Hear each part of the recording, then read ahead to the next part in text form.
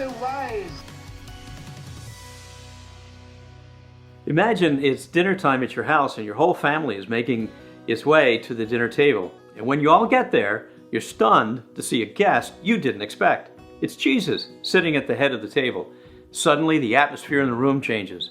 Jesus welcomes you warmly, and he kindly asks you to take your place at his table. Now, as you take your seat, you're thinking about your family relationships in light of your guest, and you're thinking about the spat about the Easter dinner menu that you just had with your spouse. You're thinking about your teenage daughter who's been wildly rebellious over the last few months. And then there's your son, the star basketball point guard on the varsity team, whose head barely fits through the garage door these days. Well, Jesus looks up, smiles, but he has that look that comes with a gaze that uncovers those thorny heart attitudes that you would just as soon forget. As he looks at you, he sees your less than kind attitude toward one of the church's elders who so easily gets under your skin. He looks at your spouse and he sees the unloving remarks made in a recent verbal battle. He sees your daughter's sensitive heart crying out for attention, but sees that she has foolishly taken matters into her own hands to get what she thinks she needs. It's just in all the wrong ways.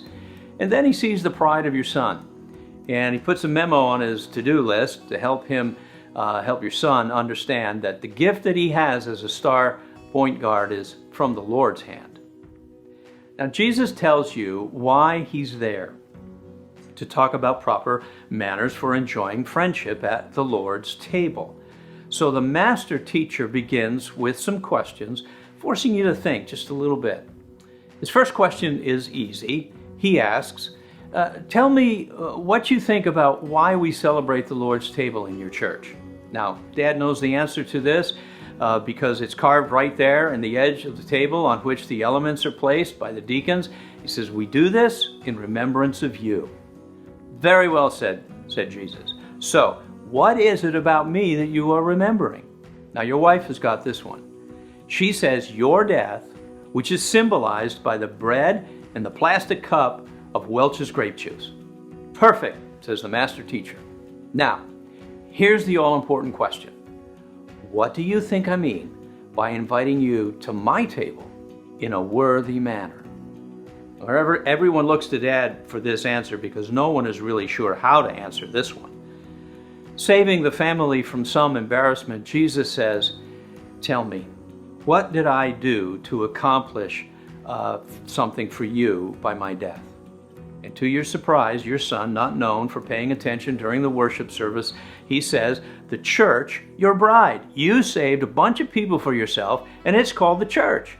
Yes, young man, and what is it that's so important about these people? Why are they important to me? Precious people for whom you died? That's your daughter. She answers more with a question. And Jesus says, exactly right. Now, how are you going to receive and love those for whom I died? Now, in the pause that seems to last for hours, Dad is thinking about that elder that he called an idiot after the men's breakfast last week because of his political views. Mom is thinking about the woman in her Bible study who comes alone, leaves alone, and no one hears from during the rest of the week. The daughter thinks about her BFF going through a really awful time because her parents are getting divorced. Her friend has gotten very quiet and obviously sad, and because your daughter doesn't know what to say, she avoids her at lunch. The star basketball player thinks to himself that he's glad he's not like the other players on the team who don't get as much playing time as he does.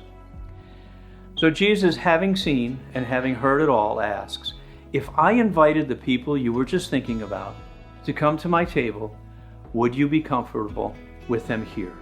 Would you receive them in the same manner that I have received you? Would you love them and care for them?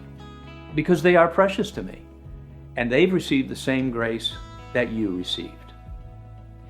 There's a slight pause, but he then goes on to say, my grace brought you into my family as brothers and sisters, all of whom have benefited from my broken body and blood. It was my death on your behalf that makes you worthy to come to my table. If you receive them as I have received you, your actions show that your faith in me is genuine. You show that you have embraced all that my death has accomplished. And you become a means of grace to those who you were just thinking about. Now, that is good table manners. Table manners were a big deal growing up in my family. My father got his manners from his grandmother, and he insisted that we learn them. Manners like no talking with food in your mouth, chew with your mouth closed, no elbows on the table. If we had cell phones then, there would have been a safety deposit box on the way to the dinner table. Now, as Christians, good table manners at the Lord's table reflects what's in our heart attitudes towards Christ and His body, the church. And that is why Paul said in 1 Corinthians 11:27, to take the bread and the cup of the Lord in a worthy manner. The self-examination that's called for there isn't some deep personal introspection to become worthy. We already are worthy by Christ alone. But it is a reminder, even a gentle correction of the heart. Do we come to the Lord's table with humble gratitude or a haughty indifference? With glad gravity or a casual flippancy? Do we come with our hope firmly fixed in the worthiness of Jesus or in our own worthiness? So the next time you come to the Lord's table, let that fictitious story that I just recounted become your story in specific ways. Are there cautions that you need to pay attention to make adjustments so that your life, your words, your relationships reflect obedience to the gospel? And then receive the elements with joy in Christ. Well, that's all the time we have for today. Thanks for joining me. And thanks to Steve Dian, working all the angles with his camera to make the Wisdom828 a ministry to stamp out spiritual malnutrition one episode at a time. You be of good cheer.